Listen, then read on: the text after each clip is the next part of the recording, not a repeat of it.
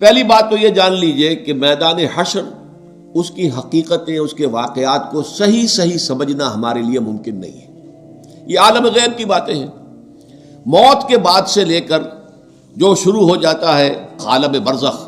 پھر بعث بعد الموت، قیامت، حساب کتاب، جنت دوزخ، اس کی جو بھی ہمیں معلومات قرآن میں دی گئی ہیں بس اس پر اکتفا کرنا چاہیے،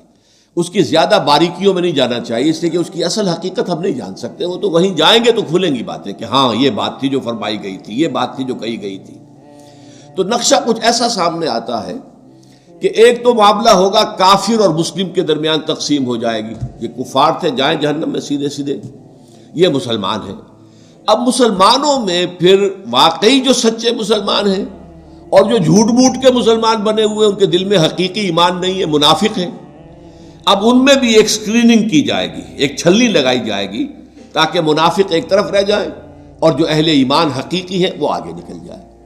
یہ جو چھلنی ہے اس کو پل صراط کہتے ہیں ہم اپنی زبان میں، اور یہ صراط ایک پل ہوگا، بہت تنگ سا پل، اور اس پہ شدید اندھیرا ہوگا، اور یہ جہنم کے اوپر ہوگا، نیچے جہنم دہک رہی ہوگی اور اس کے اوپر سے یہ پل صراط ہے، اور اس اندھیرے کے اندر ظاہر بات ہے کہ ٹھوکر کھا کے گر پڑنا جہنم کے اندر یہ بالکل قرین قیاس ہے۔ لیکن جو صاحب ایمان ہوں گے دنیا سے، جو ایمان کی اور اعمال صالحہ کی روشنی لے کر آئے تھے، ان کے دل میں سے بھی روشنی نکلے گی،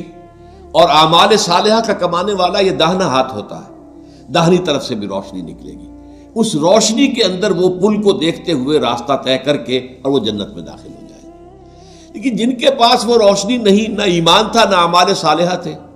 وہ جو ہے وہ ٹھوکریں کھائیں گے، گریں گے اور جہنم میں نکل جائیں گے۔ یہ ہے جسے ہم عام اپنی زبان میں پل، تو اردو کا لفظ عربی میں تو نہیں ہے، پل صراط ہم جس کو کہتے ہیں وہ یہ ہے، اور اس کا نقشہ جو ہے دو جگہ کھینچا گیا ہے۔ اہل ایمان، دل کا ایمان ہے تو دل سامنے سے اس کی روشنی ہوگی، اور اگر داہنی طرف جو ہے اعمال صالحہ ہے تو داہنی طرف روشنی، دونوں جگہ پر۔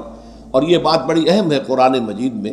جو اہم ترین مضامین ہیں وہ کم سے کم دو جگہ ضرور آتے ہیں، یہ میں نے بارہا آپ کو بیان کیا ہے، اس کو تلاش کرنا ہوتا ہے، اور پھر ایک مقام سے دوسرے مقام پر روشنی پڑتی ہے، اس کی مزید شرح حاصل ہو جاتی ہے، اس کے بارے میں کوئی ایک پہلو جو ایک جگہ واضح نہیں تھا دوسری جگہ واضح ہو جاتا ہے۔